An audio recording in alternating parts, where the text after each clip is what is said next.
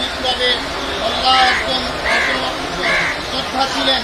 আল্লাহ তিনি দেশের জন্য স্বাধীনতার সার্বভৌমত্ব রক্ষার জন্য আল্লাহ শহীদ হয়েছেন। আল্লাহ তাকে শাহাদাতের সর্বোচ্চ মাকাম নসিব করে দেন। বিএনপির চেয়ারপারসন এবং খালেদা জিয়ার নেক হায়াত দারাজ করে দেন। আল্লাহ তাকে পরিপূর্ণ সুস্থ করে দেন। শিফায়ে আজিলা কামিলা দায়েমা নসিব করে দেন। আল্লাহ তাআলা আমাদের বর্তমান বিএনপির যিনি ভারপ্রাপ্ত চেয়ারম্যান জনাব তারেক রহমানের নেক হায়াত দারাজ করে দেন। আল্লাহ তিনি এই দেশকে গড়ার জন্য যেই শপথ নিয়েছেন, যে প্রত্যয় ব্যক্ত করেছেন, এই চমৎকার বক্তব্য 25 তারিখে দিয়েছেন, আল্লাহ তার বক্তব্যের আলোকে একটি সুন্দর দেশ গড়ার তৌফিক নসিব করে দেন। আল্লাহ তাআলা আল্লাহ স্বাধীনতার সার্বভৌমত্ব রক্ষার জন্য জনাব তারেক রহমানের সাথে আমরা ঐক্যবদ্ধ হয়ে তাদের কাঁধ মিলিয়ে একটি সুন্দর এই তৌফিক নসিব করে দেন।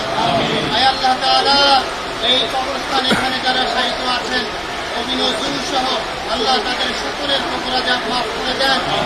যারা আল্লাহ 24 জুলাই আন্দোলনে শাহাদাত বরণ করেছে, এভাবে যারাই শহীদ হয়ে সকলের রূহে হাদিয়া আমরা বকশিশ করে দিলাম। কামা রব্বির হামহুমা কামা সাগীরা রব্বির হামহুমা কামা রব্বায়ানি সাগীরা সুবহান রাব্বিকা রব্বিল ইজ্জাতি আম্মা ইয়াসিফুন ওয়া সালামুন আলাল মুরসালিন ওয়ালহামদুলিল্লাহি রাব্বিল আলামিন।